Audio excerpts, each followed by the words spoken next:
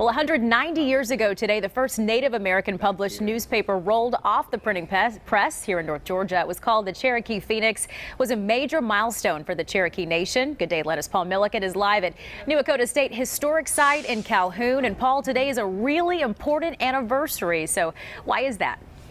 It is. Yeah, okay, so this is a really big deal, Elise, and it's a really cool story. You know, there's so much fascinating history in Georgia, and this is really a cool part of it. So 190 years ago today, on this day, the very first Native American newspaper rolled off the printing press. Here's the printing press here at New Dakota. It was called the Cherokee Phoenix, and it was a really big deal for the Native American people. And to find out why, we've got the expert right here, site manager David Gomez. Great to see you. How are you? Good to have y'all here again today, Paul. It is such a pleasure to be here. One of my favorite state historic sites, and I highly recommend that you all come visit and check out the history here. But why was the newspaper such a big deal?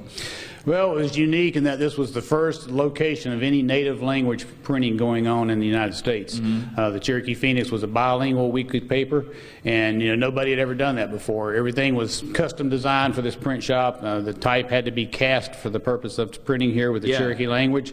The type cases had to be built for the 85 characters that were used in the Cherokee language for the printing of the paper.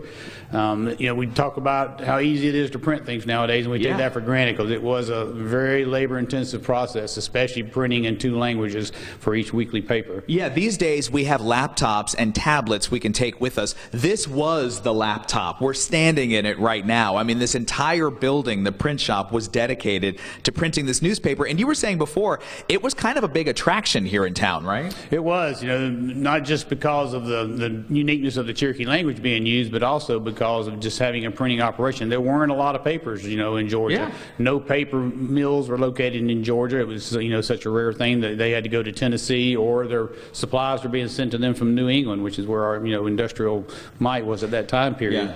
And so it was an attraction. People coming through the area, they would come by and see what was happening, and they had the little railing here in the print shop to kind of separate the public that were coming to gawk, so to speak, of what was happening here from the workers, so they could get something done. Yeah, and think about this at home really quickly too. This was such an important time to have an outlet for news because it was such a turbulent time. This is only a couple of years before the forced removal of the Cherokee, right? It was, and you have the technical side of how unique it was printing in the Cherokee language and having a paper here. But you also have the story that was being told with the newspaper. It was being used for the Cherokee to drum up support for their efforts to stay on this land as Georgia and the federal government were pushing them off. It was relating Cherokee culture, letting people know how they lived, what was going on with their lives.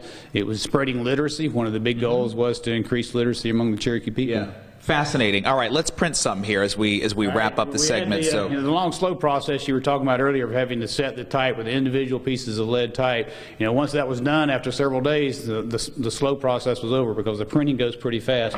We know from John Wheeler, a printer that worked here with the Cherokee, that he used an inking ball, and it was covered with a piece of deer skin. He commented on the design of it, and it works as a sponge. The ink from the inkstone is absorbed from the inking ball, and then it has to be transferred to all the type. Okay, so it goes over there onto the type.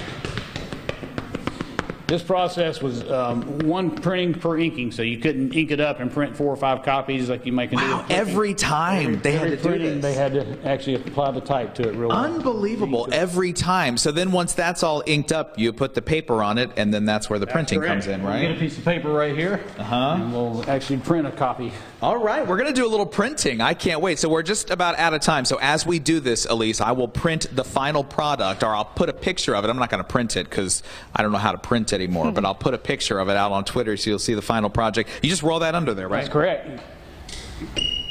Imagine they had to do this every single time, and then pull this back all the way back. So we've stamped it. Roll it out. Yeah, it's an incredible process. And again, knowing the important information that was being printed out. Okay, wait. Oh, we just have time to let me pull it up a little bit. This is a special edition, Elise. Look at that. Oh, it's the Fox 5 Phoenix. Cool. How cool is that? Wow. I love that. it. Love that we had a chance to see you do that as well. A little piece of history there. Paul, thank you. Bring it on back. One of a kind. Yeah. Coming up tomorrow morning, it's the weekend Rays fans have been waiting for. NASCAR returns to Atlanta Motor Speedway, and Paul will have a preview of the action live from Hampton. Stay with us. More Good Day right after this.